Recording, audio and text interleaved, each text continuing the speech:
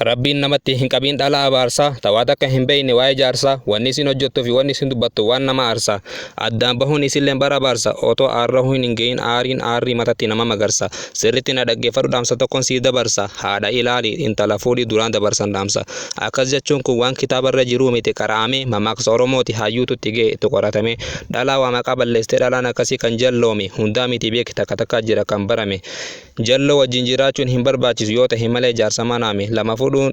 shari'aadha akka hanga afurii jalloo wajjin ifin kutii mudhii fuudhii firraa furii jaarsa jechuun akka shari'aatti qaalii isaa godhuudha sirritti maal naaf goote akka namaatti dalagaa dalaginaan jetta akka gabraatti kun jecha dhalaa jallaati jecha haadha fudhatti akka dhaamsatti ajaji jaarsaa hin gootu mana keessatti inni hojii hojjetaa oolee dhufa gara mana isaatti isin kaasata dubbii maraa oolte hojii maal fakkaatiin hin jirtu akkamitti oolte maalumaan balleessee kan sammuu isii keessatti dubbiin galmooyte hojiidha hojjetaa dadhabaa oole dubbiin isaa dadhabbiin isaanii hafte akka itti oole nyaata itti kennuun hin jiru dubbii dhugootiif ule taakkana eessaanatti qabee ji'ee of abaaraa bule isiin quba hin qabdu maleekalleen abaaraa bule akkaataa isiidha haasawee hin fixu osoon oole akka duumessatti jaartii gaariin amalli isii qabbana akka duumessatti fuula guuruun hin jiru fuulli isii ifnana jecha namaatiin hin deemu jetti tabeeytu ana dubbii shirxattoota hin